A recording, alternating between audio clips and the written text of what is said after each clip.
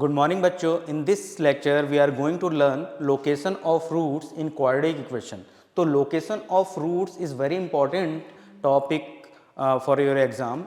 इस location of roots में तकरीबन 9 या 10 टाइप के केसेस बनते हैं जिन पर बेस्ड आपके बहुत ही बेहतरीन टाइप के प्रॉब्लम्स पूछे जाते हैं. तो इनमें से पहला केस है if both roots of the quadratic equation ax square plus bx plus c is equal to 0 is less than number के. तो ये इस केस के लिए हमें कंडीशन जनरेट करनी है. इस केस पर बेस्ड अगर कोई प्रॉब्लम आएगा तो किस टाइप का प्रॉब्लम आएगा, दिया रहेगा. यहाँ पे आप देख रहे हो coefficient of X square a है, कोफिशिएंट ऑफ एक्स b है एंड कांस्टेंट टर्म क्या है c है.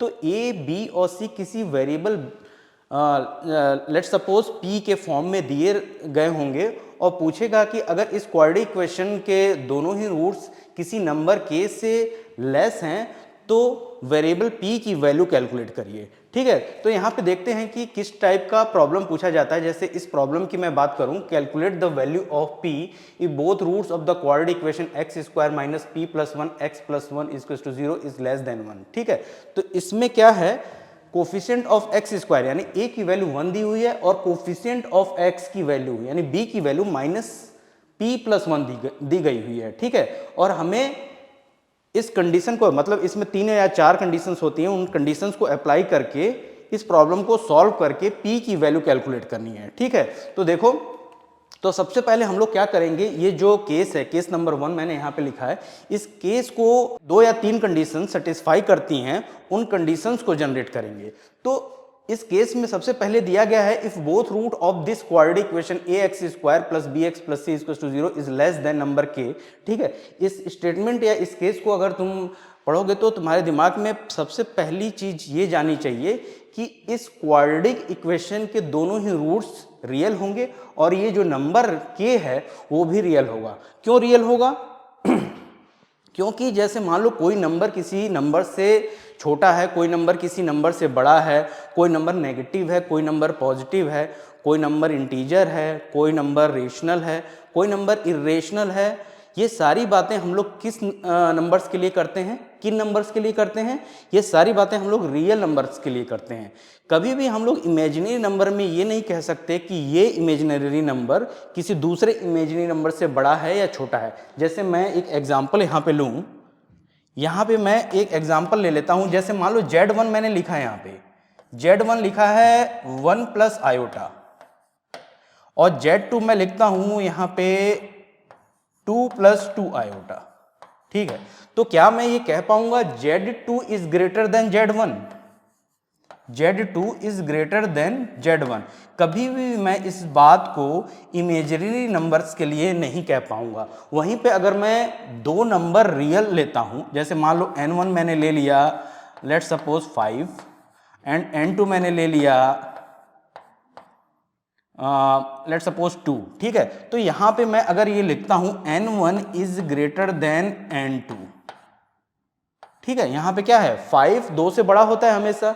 तो मैं ऐसी बातें, कोई नंबर किसी दूसरे नंबर से बड़ा है, कोई नंबर किसी दूसरे नंबर से छोटा है, ऐसी बातें हम लोग बस रियल नंबर के लिए कह पाएंगे. ठीक है, इतनी बात समझ में आई? तो यहां पे क्या दिया हुआ है इस केस नंबर 1 या स्टेटमेंट में, इस क्वाड्रेटिक इक्वेशन के दोनों ही रूट्स किसी नंबर k से छोटे हैं. इसका मतलब क्या हुआ कि हम इन दोनों, इस क्वाड्रेटिक इक्वेशन के दोनों रूट्स का कंपैरिजन किसी तीसरे नंबर k से कर रहे हैं. तो दोनों ही रूट्स क्या होंगे, रियल होंगे और ये नंबर जो k है ये भी रियल होगा. ठीक है, सबसे पहली इंफॉर्मेशन इस स्टेटमेंट से हमें ये मिलती है. ठीक है, आगे देखते हैं क्या है. तो अगर इस क्वाड्रेटिक इक्वेशन के दोनों ही रूट्स रियल हैं तो रियल रूट्स होने की कंडीशंस क्या होती है. जैसे मैं यहाँ पे लिखूँ कोई क्वाड्रेटिक इक्वेशन, जैसे मान लो ax square plus bx plus c, यही दिया है ना, यही गिवन क्वाड्रेटिक इक्वेशन है. अगर इस क्वाड्रेटिक इक्वेशन के दोनों ही रूट्स रियल होंगे तो क्या होगा, रियल रूट्स होने की 2 कंडीशन होती हैं. पहली कंडीशन क्या होगी कि इस क्वाड्रेटिक इक्वेशन का जो डिस्क्रिमिनेंट होगा, जो d की वैल्यू क्या होती है, d की वैल्यू होती है b स्क्वायर माइनस 4ac. ठीक है, जो डिस्क्रिमिनेंट होगा वो ग्रेटर देन 0 होगा। इस केस में जब डिस्क्रिमिनेंट ग्रेटर देन 0 होगा, इस केस में जो रूट्स होंगे वो रियल होंगे और डिस्टिंक्ट होंगे यानी डिफरेंट होंगे। दूसरा केस ये बनेगा कि जब डिस्क्रिमिनेंट की वैल्यू यानी d की वैल्यू क्या होती है, b स्क्वायर माइनस 4ac, इसकी वैल्यू क्या हो, 0 हो। ठीक है, इस केस में जब डिस्क्रिमिनेंट 0 होगा, इस केस में दोनों ही रूट्स रियल होंगे लेकिन क्या होंगे, इक्वल होंगे। अगर इन दोनों कंडीशन को हम लोग कंबाइन करते हैं तो हम लोग यहां पे लिख पाएंगे कि d is greater than equal to 0। तो ये जो केस दिया है, केस नंबर 1 दिया है, इसको सेटिस्फाई करने वाला फुल्ली सेटिस्फाई नहीं, इसको सेटिस्फाई करने वाला ये पहला कंडीशन है। पहला कंडीशन क्या है कि d greater than equal to 0 होना चाहिए। क्या ये जो कंडीशन मैंने लिखा है, discriminant is greater than equal to 0, इस केस को, इस स्टेटमेंट को पूरी तरीके से सेटिस्फाई करता है? नहीं, पूरी तरीके से सेटिस्फाई नहीं करता है। ये जो डिस्क्रिमिनेंट हम लोगों ने लिखा है ग्रेटर देन इक्वल टू 0, बस ये इस चीज को बताएगा कि इस क्वाड्रेटिक इक्वेशन के रूट्स क्या होंगे, रियल होंगे, ना कि इस चीज को बताएगा कि इस क्वाड्रेटिक इक्वेशन के दोनों ही रूट्स इस नंबर k से छोटे होंगे। तो अभी भी हमें एक या दो कंडीशन और जनरेट करनी पड़ेंगी जो इस बात को वैलिड कर दें या सेटिस्फाई कर दें जो इस स्टेटमेंट में लिखा हुआ है, वो ये कि इस quadratic equation ax square plus bx plus c equal to 0 के दोनों ही रूट्स इस नंबर k से छोटे हैं। तो किस तरीके से हम लोग जनरेट करेंगे, इसके लिए हम लोग को क्या करना पड़ेगा, ये जो क्वाड्रेटिक फंक्शन दिया हुआ है, जैसे मैं एक क्वाड्रेटिक फंक्शन f(x) ये जो दिया हुआ है ax square plus bx plus c, ठीक है। अगर इसके ग्राफ को मैं प्लॉट करके इस चीज को समझने की कोशिश करूं तो हम लोग बहुत ही इजी वे में समझ पाएंगे, ठीक है, कि दो और कंडीशंस कौन सी होती हैं जो इस स्टेटमेंट को सेटिस्फाई करेंगी। तो इसके लिए मैं जैसे हम लोग प्रीवियस लेक्चर्स में हम लोग जान चुके हैं कि किसी क्वाड्रेटिक इक्वेशन का ग्राफ किस तरीके से ड्रॉ किया जाता है, ठीक है। एक पैराबोलिक ग्राफ होता है, a ग्रेटर देन 0 के लिए जो पैराबोला का फेस होता है अपवर्ड डायरेक्शन में होता है, और a लेस देन 0 के लिए जो पैराबोला का फेस होता है वो डाउनवर्ड डायरेक्शन में होता है। तो हम लोग इस function f(x) equals to ax square plus bx plus c यानी क्वाड्रेटिक फंक्शन का ग्राफ a ग्रेटर देन 0 के लिए और a लेस देन 0 के लिए ड्रॉ करेंगे। डिस्क्रिमिनेंट की अलग अलग वैल्यू के लिए यानी डिस्क्रिमिनेंट ग्रेटर देन 0 के लिए अलग ग्राफ ड्रॉ करेंगे और जब डिस्क्रिमिनेंट इक्वल टू 0 होगा उसके लिए अलग ग्राफ ड्रॉ करेंगे, ठीक है। तो मैं क्या करता हूं, यहां पे दो कार्टेशियन कोऑर्डिनेट ड्रॉ कर लेता हूं। जैसे मैंने यहां पे पहला कार्टेशियन कोऑर्डिनेट ये ड्रॉ कर लिया, ठीक है, और दूसरा कार्टेशियन कोऑर्डिनेट मैंने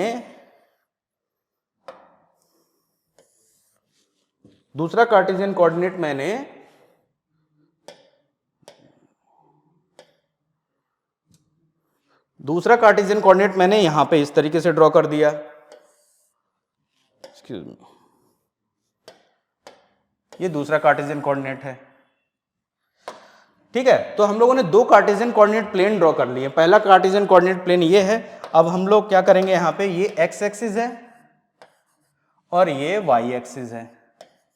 y एक्सिस यानी fx है, ठीक, और यहां पे ये x एक्सिस है and this one is y axis, ठीक है। सबसे पहले हम लोग जो ग्राफ ड्रॉ करेंगे वो a ग्रेटर देन 0 के लिए, यानी जब coefficient of x square a है ना, यहाँ पे जब a ग्रेटर देन 0 है उसके लिए हम लोग सबसे पहले ग्राफ ड्रॉ करेंगे। तो यहाँ पे मैं लिख लूं जब a ग्रेटर देन 0 है तो इसका ग्राफ किस तरीके से आता है, एक पैराबोलिक होगा। इसका जो ग्राफ प्लॉट करोगे, हम लोग ने प्रीवियस लेक्चर्स में पढ़ा था, इसका ग्राफ जब हम लोग प्लॉट करेंगे, स्केच करेंगे, तो एक पैराबोला आएगा, ठीक है। पैराबोला कैसा आएगा, a ग्रेटर देन 0 के लिए पैराबोला जो है वो आएगा जिसका फेस जो होगा वो अपवर्ड डायरेक्शन में होगा, ठीक है। तो मैं d ग्रेटर देन 0 के लिए अगर मैं ग्राफ ड्रॉ करूं तो जब d ग्रेटर देन 0 है तो उस केस में इस क्वाड्रेटिक इक्वेशन के दोनों रूट्स रियल होते हैं। इसका मतलब क्या हुआ, अगर हम इस फंक्शन का ग्राफ ड्रॉ करेंगे तो इस फंक्शन का ग्राफ रियल एक्सिस यानी एक्स एक्सिस को दो अलग अलग पॉइंट पर इंटरसेक्ट करेगा, यही तो मतलब हुआ। ठीक है, तो मैं सबसे पहले यहां पे d ग्रेटर देन 0 के लिए ग्राफ ड्रॉ कर लेता हूं। ये मैंने ग्राफ ड्रॉ कर लिया। ठीक है, अब ये जो ग्राफ है यानी हम लोगों ने किसका ग्राफ ड्रॉ किया है, ये ग्राफ ड्रॉ किया है f x equal to a x square plus b x plus c. ठीक है, ये ग्राफ एक्स एक्सिस को दो अलग अलग पॉइंट पर इंटरसेक्ट कर रहा है, मतलब ये दोनों पॉइंट जो होंगे वो इस क्वाड्रेटिक इक्वेशन के रूट्स हो जाएंगे अल्फा एंड बीटा। और ये जो केस हमने लिया है वो d ग्रेटर देन 0 के लिए लिया है। ठीक, अगर मैं d इक्वल टू 0 के लिए ग्राफ ड्रॉ करूं तो उस केस में क्या होता है, इसका ग्राफ एक्स एक्सिस को जस्ट एक पॉइंट पर टच करता है। ठीक है, जब d इक्वल टू 0 होता है उस केस में क्या होता है, उस केस में दोनों रूट्स क्या होते हैं, इक्वल हो जाते हैं। इस क्वाड्रेटिक इक्वेशन के दोनों रूट्स क्या हो जाएंगे, इक्वल हो जाएंगे। यानी इस क्वाड्रेटिक फंक्शन का अगर हम लोग ग्राफ ड्रॉ करेंगे तो उसका ग्राफ एक्स एक्सिस को बस एक पॉइंट पर इंटरसेक्ट करेगा। तो इस तरीके से हम लोग अगर ग्राफ ड्रॉ करने की कोशिश करें तो यहां पे इस तरीके से हम लोग जब d इक्वल टू 0 है के लिए ग्राफ ड्रॉ कर सकते हैं। ठीक है, यहां पे क्या होगा, alpha is equal to beta होगा। अब ये पैराबोला का वर्टेक्स है, पैराबोला के वर्टेक्स का कोऑर्डिनेट्स क्या होता है, हम लोगों ने प्रीवियस लेक्चर्स में पढ़ा था -b/2, यानी x कोऑर्डिनेट क्या होता है -b/2 और y कोऑर्डिनेट क्या होता है -d/4a। इतनी बात समझ में आई, इस पॉइंट का कोऑर्डिनेट। ठीक, यानी कि अगर मैं ओरिजिन से एक्स एक्सिस पे ये डिस्टेंस कैलकुलेट करने की कोशिश करूं तो ये डिस्टेंस क्या होगी, इस डिस्टेंस की वैल्यू होगी -b/2a। ठीक है, इतनी बात। सेम यही ग्राफ हम लोग a लेस देन 0 के लिए ड्रॉ करेंगे, लेकिन अंतर क्या होगा, डिफरेंस क्या होगा a लेस देन 0 के लिए, डिफरेंस बस ये होगा कि ये जो पैराबोला का फेस हम लोगों ने अपवर्ड डायरेक्शन में बनाया है उस पैराबोला का फेस हम लोग डाउनवर्ड डायरेक्शन में बना देंगे। तो जब मैं d ग्रेटर देन 0 के लिए ग्राफ ड्रॉ करूंगा तो इस क्वाड्रेटिक फंक्शन का ग्राफ होगा वो एक्स एक्सिस को दो डिस्टिंक्ट पॉइंट पर इंटरसेक्ट करेगा, यानी दो रियल रूट होंगे। ठीक है, तो इस तरीके से अगर मैं बनाने की कोशिश करूं ग्राफ तो देखो इस तरीके से मैं ग्राफ बना दूंगा। ये ग्राफ किसके लिए है, d ग्रेटर देन 0 के लिए। ठीक, यहां पे अल्फा बीटा रूट्स हो जाएंगे, ये अल्फा है और ये बीटा है। ठीक, इतनी बात समझ में आई। अब जब d इक्वल टू 0 के लिए ग्राफ ड्रॉ करेंगे, इस केस में ग्राफ क्या कैसे बनाओगे, पैराबोला बनाओगे जिसका वर्टेक्स एक्स एक्सिस को बस टच करेगा, इस पॉइंट पे टच कर रहा है। ठीक है, यहां पे alpha is equal to beta हो जाएगा। इतनी बात समझ में आई, इतनी बात समझ में आई नहीं। ये जो ग्राफ हम लोगों ने ड्रॉ किया है वो d इक्वल टू 0 के लिए किया है। ठीक है, अब इस केस में इस वर्टेक्स के जो कोऑर्डिनेट्स होंगे क्या हो जाएंगे, -b/2a और -d/4a। यानी ये वाला डिस्टेंस जो होगा, ये वाला डिस्टेंस, इस डिस्टेंस की वैल्यू क्या होगी -b/2a। इतनी बात समझ में आई आपको, इस डिस्टेंस की वैल्यू -b/2 है। अब देखो क्वेश्चन में क्या कह रहा है, मतलब इस केस में क्या कहा गया है कि इस क्वाड्रेटिक इक्वेशन के दोनों रूट्स किसी नंबर k से लेसर हैं, उसके लिए हमें कंडीशन जनरेट करनी है। जो पहली कंडीशन हम लोगों ने यहाँ पे जनरेट कर चुके हैं, दो और कंडीशन जनरेट करेंगे जो इस केस को, जो इस स्टेटमेंट को सेटिस्फाई करेगा। तो यहाँ पे देखो कि अगर दोनों रूट्स किसी नंबर k से लेसर हैं तो वो नंबर कहाँ पे होगा, वो नंबर यहाँ पे होगा, यहाँ पे होगा। इस केस में भी वो नंबर कहाँ पे होगा, यहाँ पे होगा या नहीं। अगर k की वैल्यू यहाँ पे है तो इस केस में अल्फा और बीटा दोनों क्या इस नंबर k से लेसर होंगे। तो दोनों ही केस में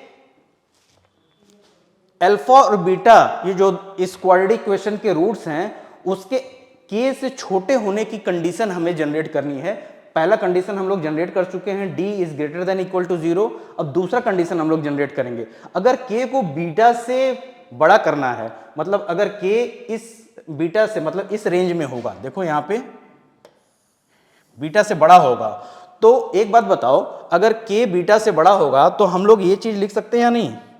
हम लोग एफ के की वैल्यू क्या आएगी, देखो एफ के की वैल्यू यानी इस क्वाड्रेटिक फंक्शन में अगर x की जगह हम लोग k पुट करके वैल्यू कैलकुलेट करेंगे तो इसकी वैल्यू क्या आएगी?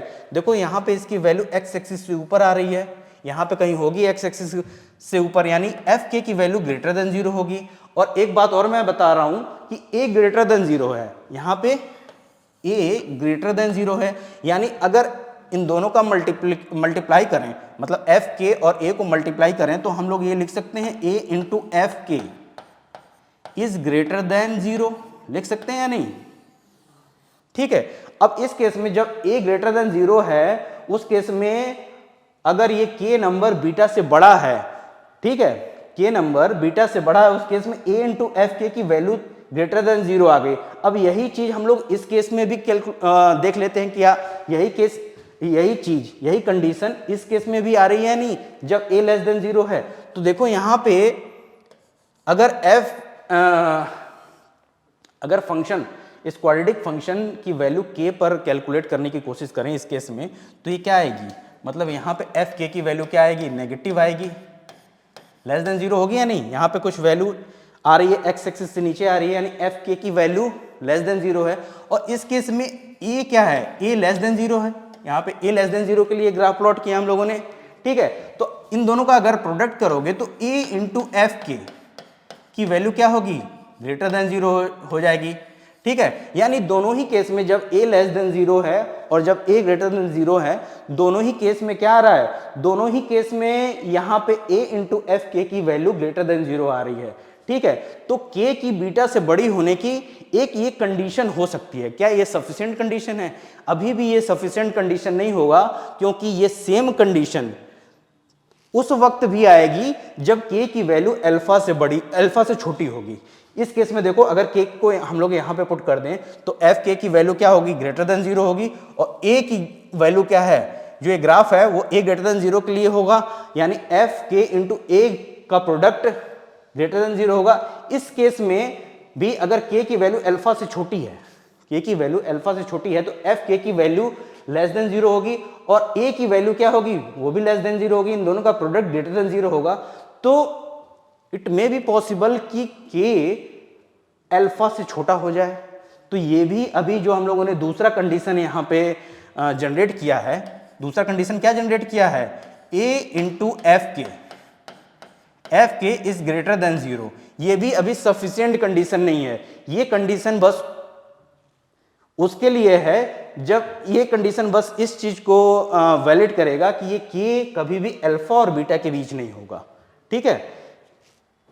ये जो हम लोगों ने अभी कंडीशन निकाला a इंटू एफ के इज ग्रेटर देन 0, इस चीज को वैलिड करेगा कि जब d ग्रेटर देन 0 के लिए k की वैल्यू अल्फा और बीटा के बीच नहीं होगा। लेकिन अभी भी ये पॉसिबिलिटी है कि k की वैल्यू अल्फा से छोटी हो जाए। तो एक कंडीशन हम लोग और लगाएंगे, एक कंडीशन और लगा लेते हैं यहाँ पे। जैसे मान लो ये डिस्टेंस कितनी है, जैसे मैं बताऊं, ये वाली डिस्टेंस x एक्सिस से ये वाली डिस्टेंस अभी हम लोगों ने कैलकुलेट की है -b/2 है, ठीक है। अगर मैं k इज ग्रेटर देन लिख दूं, k is greater then -b/2a, ठीक है। अगर k is greater then -b/2a लिख दूं तो k की वैल्यू कभी भी अल्फा से छोटी नहीं होगी। क्यों नहीं होगी? क्योंकि k अगर -b/2a से बड़ा है तो अल्फा से भी बड़ा होगा, क्योंकगे अल्फा की वैल्यू -b/2a से क्या है? छोटी है। अल्फा की वैल्यू ये है और -b/2a की वैल्यू ये है। तो यहाँ पे -b/2a की वैल्यू जो है वो अल्फा से बड़ी है, ठीक है।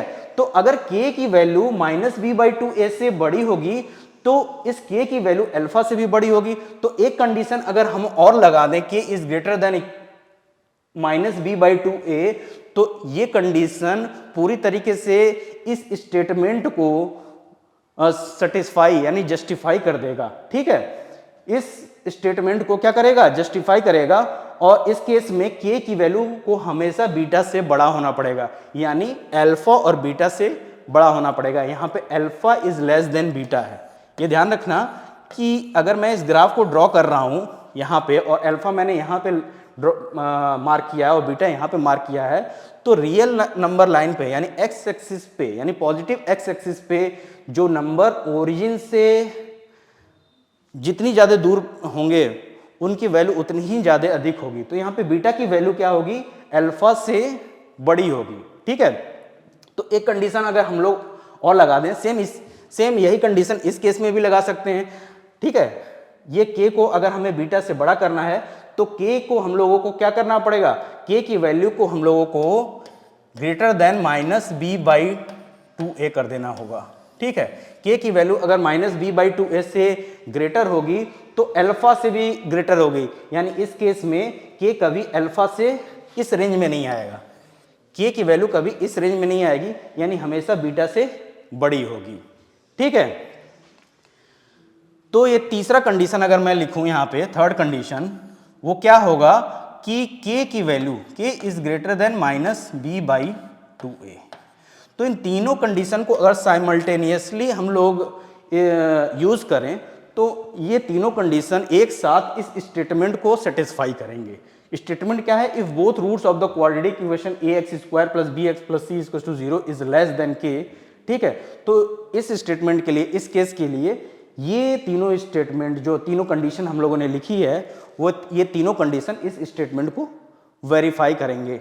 ठीक है, जस्टिफाई करेंगे। ठीक है, तो इस केस पर बेस्ड एक प्रॉब्लम करते हैं तो चीज़ें और भी अधिक आसानी से समझ में आएंगी। ठीक है, तो देखो एक प्रॉब्लम दिया है, calculate the value of p if both root of this equation x square minus p plus 1 into X plus 1 is equal to 0 is less than 1। ठीक है, सेम वही है जो केस 1 हम लोगों ने अभी यहाँ पे इस केस 1 के लिए जो हम लोगों ने तीन कंडीशन यहाँ पे निकाली हैं, इन तीनों कंडीशन को लगा करके इस टाइप के प्रॉब्लम्स को हम लोग सॉल्व कर पाएंगे। ठीक है, कंडीशन क्या थी, पहली कंडीशन ये थी कि d greater than equal to 0 होना चाहिए। दूसरी कंडीशन क्या थी, दूसरी कंडीशन ये थी a इंटू एफ के की वैल्यू, यानी a इंटू एफ के की वैल्यू, k क्या है यहाँ पे 1 है, यानी f1 की वैल्यू ग्रेटर देन 0 होनी चाहिए। ठीक है, तीसरा कंडीशन क्या है, तीसरा कंडीशन ये था कि k की वैल्यू हमेशा ग्रेटर देन होनी चाहिए माइनस बी बाई 2a। यहाँ पे k क्या है, k 1 है, यानी 1 की value minus B by 2a से बड़ी होनी चाहिए। ठीक है, यहाँ पे a क्या है, a की वैल्यू 1 है, b की वैल्यू क्या है, b की वैल्यू माइनस p प्लस 1 है, एंड c की वैल्यू क्या है 1 है। ठीक है, अब देखो सब पहला कंडीशन हम लोग लगाते हैं, पहला कंडीशन लगा करके हम लोग p की वैल्यू कैलकुलेट करेंगे। ठीक है, पहला कंडीशन ये है कि discriminant d is greater than equal to 0। तो डिस्क्रिमिनेंट क्या होता है, b square minus 4ac greater than equal to 0 होना चाहिए। b की वैल्यू क्या है, b की वैल्यू माइनस p प्लस 1 है, इसका स्क्वायर करोगे तो हम इसको ऐसे लिख सकते हैं या नहीं, देख बताना, p प्लस 1 का स्क्वायर माइनस 4, a की वैल्यू क्या है, a की वैल्यू 1 है, एंड c की वैल्यू क्या है, c की वैल्यू 1 है। ठीक है, इसको ग्रेटर देन इक्वल टू 0 कर दो। ठीक, इसको और सॉल्व करोगे तो ये क्या हो जाएगा, ये हो जाएगा p square plus 1 plus 2p minus 4 is greater than equal to 0। ठीक है, तो p square plus 2p minus 3 is greater than equal to 0। ठीक है, ये एक तुम्हें मिल गया, क्या मिल गया, एक इसको कहते हैं क्वाड्रेटिक इनइक्वालिटी। ठीक है, इसको सॉल्व करने के लिए सबसे पहले इस क्वाड्रेटिक इक्वेशन, जो क्वाड्रेटिक लेफ्ट हैंड साइड में क्वाड्रेटिक इक्वेशन दिया है, इसको इसका फैक्टराइजेशन करना पड़ेगा। ठीक है, तो इसका अगर हम लोग फैक्टराइजेशन करें तो हम लोग कैसे लिख पाएंगे, हम लोग लिख पाएंगे, क्या दिया हुआ था, p square plus 2p minus 3 is greater than equal to 0। तो मैं इसको ऐसे लिख पाऊंगा या नहीं, p square plus 3p minus p minus 3 is greater than equal to 0। यहाँ पे मैं p कॉमन ले लूँ तो इसको मैं ऐसे लिख पाऊंगा, p plus 3 minus 1 p plus 3 is greater than equal to 0। ठीक है, यहाँ पे क्या हो जाएगा, p माइनस 1 और यहाँ पे p प्लस 3 यानी 2 फैक्टर मिल गए। ठीक है, फैक्टर नंबर 1 ये है और फैक्टर नंबर 2 ये है, ये दोनों ही ग्रेटर देन इक्वल टू 0 हैं। तो इस टाइप की इनइक्वालिटी को सॉल्व करने के लिए हम लोग साइन स्कीम या वेविकर मेथड का यूज़ करते हैं। तो अगर साइन स्कीम का यूज़ करके हम लोग कैलकुलेट करें तो सबसे पहले साइन स्कीम लगाने के लिए आपको क्रिटिकल पॉइंट्स कैलकुलेट करने होंगे। क्रिटिकल पॉइंट्स कैलकुलेट करने के लिए हम लोग क्या करेंगे कि p माइनस फैक्टर 1 को हम लोग इक्वल टू 0 पुट करेंगे तो p की वैल्यू क्या हो जाएगी, 1 आएगी। ऐसे ही फैक्टर 2 को p प्लस 3, फैक्टर 1 और फैक्टर 2 को इक्वल टू 0 पुट करेंगे तो यहाँ पे p की वैल्यू क्या आ जाएगी, -3। तो p की 2 वैल्यू आ गई, 1 एंड -3। 1 और -3 को रियल नंबर लाइन पर हम लोग को प्लॉट कर देते हैं तो -3 इधर आ जाएगा और 1 यहाँ पे आएगा। अब क्या करो, -3 और 1 किसी भी इंटरवल का साइन कैलकुलेट कर लो। कैसे कैलकुलेट करोगे, जैसे मैं इस इंटरवल का साइन कैलकुलेट करना चाहता हूँ -3 और 1 का, इस वाले इंटरवल का, तो -3 और 1 के बीच कोई नंबर है उसको उठा करके इस इनइक्वालिटी के लेफ्ट हैंड साइड में पुट कर दो p की जगह, तो -3 और 1 के बीच 0 आएगा। 0 को अगर यहाँ पे पुट करोगे तो ये क्या हो जाएगा, 0 - 1 इंटू 0 + 3 हो जाएगा या नहीं। p की जगह 0 पुट करोगे तो ये -3 आ जाएगा। अब देखो ये -3 आया है, इसका साइन कैलकुलेट देख लो, साइन चेक करोगे तो इसका साइन नेगेटिव आया। ठीक है, नेगेटिव आ रहा है साइन, तो इस इंटरवल को हम लोग नेगेटिव से मार्क कर देंगे। ठीक है, नेगेटिव से मार्क कर दिया और इसके एडजेसेंट जो इंटरवल्स है, मतलब ये वाला इंटरवल है, इसको पॉजिटिव से, इसको भी पॉजिटिव से मार्क कर देंगे। ठीक है, नेगेटिव पॉजिटिव नेगेटिव, ये ऑल्टरनेटिवली ऐसे करते जाते हैं कि इस केस में अगर दोनों ही फैक्टर्स के जो पावर हैं वो ऑड हो तभी हम लोग ये करेंगे। ठीक है, अब हमें ग्रेटर देन इक्वल टू 0 लेना है तो हम लोग पॉजिटिव वाले इंटरवल को सिलेक्ट करके p की वैल्यू लिख देंगे। तो यहाँ हम लोग लिखेंगे p belongs to -∞ to -3 union 1 to ∞। ठीक है, यहाँ पे हम लोगों ने -3 और 1 पर क्लोज इंटरवल क्यों लगाया, क्योंकि यहाँ पे इक्वलिटी भी है। ठीक है, ग्रेटर देन इक्वल टू दिया हुआ है, क्या दिया हुआ है, ग्रेटर देन इक्वल टू। ठीक है, तो हम लोगों ने यहाँ पे -3 और 1 पे क्लोज इंटरवल लगाया तो पहले कंडीशन से p की वैल्यूज ये आ गई, तो इसको हम लोग ऐसे मार्क कर देते हैं। ठीक, पहले कंडीशन से ये आई है, 1 से मार्क कर दिया। अब दूसरा कंडीशन हमको लगाना पड़ेगा, a into f1 is greater than 0, ये दूसरा कंडीशन है। तो अगर मैं a into f1 is greater than 0 लगाऊं तो a की वैल्यू क्या है, देखो इस क्वाड्रेटिक इक्वेशन में जो दिया है वहां पे a की वैल्यू 1 है, तो मैं लिखूंगा 1 इंटू f1 ग्रेटर देन 0। अब f1 की वैल्यू कैलकुलेट कर लो, x की जगह अगर 1 इसमें इस क्वाड्रेटिक इक्वेशन में पुट कर दोगे, मतलब क्वाड्रेटिक फंक्शन में, ये क्वाड्रेटिक फंक्शन होगा fx, x square minus p plus 1 x plus 1। यहाँ पे x की जगह 1 पुट करके f1 की वैल्यू कैलकुलेट करोगे तो ये क्या हो जाएगा, 1 माइनस p माइनस 1 प्लस 1 और इससे ये कट जाएगा तो 1 माइनस p। ठीक, क्या आ जाएगा, 1 माइनस p, यानी f1 की वैल्यू क्या आ जाएगी, f1 की वैल्यू आ जाएगी 1 इंटू 1 माइनस p। ठीक है, ये ग्रेटर देन 0 यानी 1 इज लेस देन p, यानी यहाँ पे क्या करेंगे, p is less then 0, p is less than 1। ठीक है, तो दूसरे कंडीशन को लगाने के बाद p की जो वैल्यू आई हम लोग लिखेंगे p belongs to -∞ to open interval 1।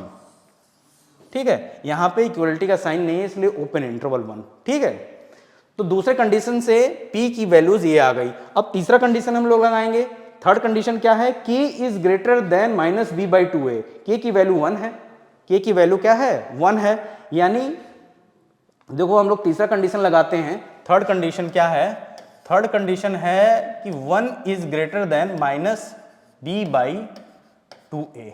1 is greater then -b क्या है, देखो b क्या है, -p + 1, तो ये क्या हो जाएगा, p plus 1 by 2 into 1, a की वैल्यू 1 है, तो यहाँ पे हम लोग लिखेंगे p plus 1 by 2 minus 1 is less then 0, यानी p minus 1 is less then 0, यानी p इज लेस देन 1। ठीक है, तो इस थर्ड कंडीशन से p की वैल्यू आई p belongs to minus infinity to 1, minus infinity to 1।